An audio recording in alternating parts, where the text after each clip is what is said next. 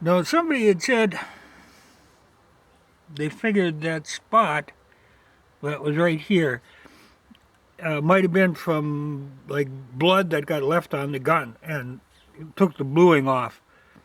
And that could be because I hadn't seen it quite like that before. I see real commonly like this from running in the gun rack.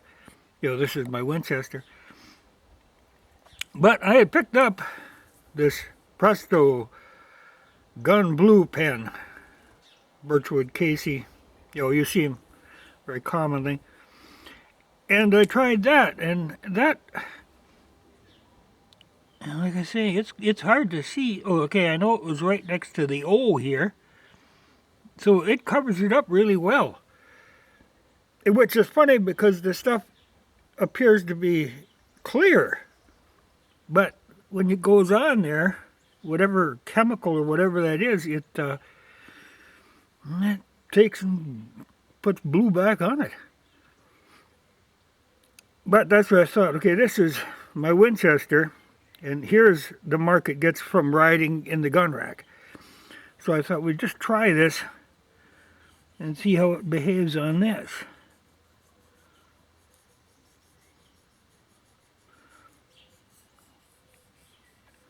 I don't think you're going to re-blue a whole gun like this, but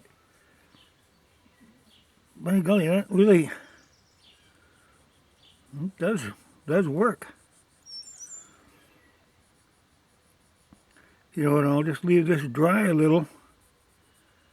And then all I did with this was, after it was dried, was just wipe it with a rag, and it seemed to blend it right in.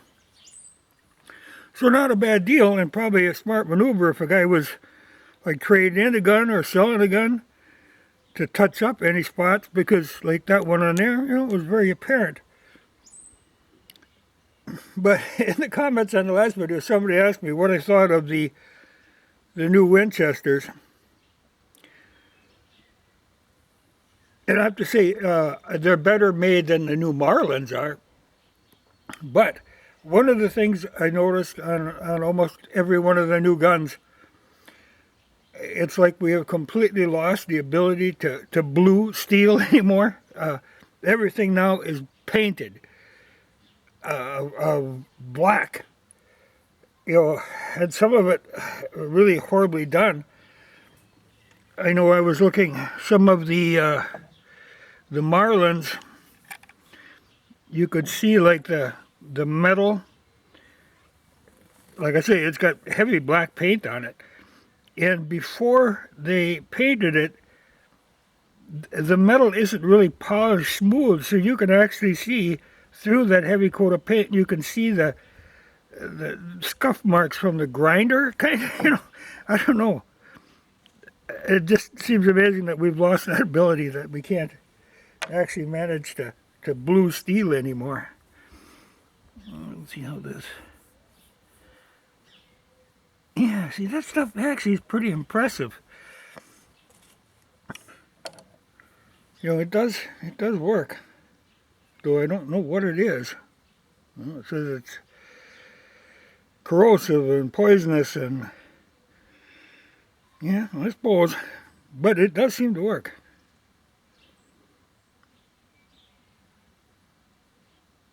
But, like I say, the new guns, they all seem to be painted. Well, the same company doesn't make a black.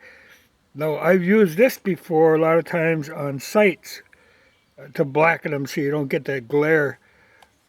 It's similar to this, but like this is flat black. The other is actually a sight black.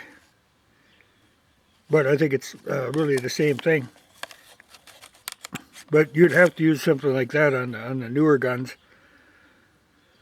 Because the finish on them is just looks cheap. And I don't know what would work. Well, this might work on the older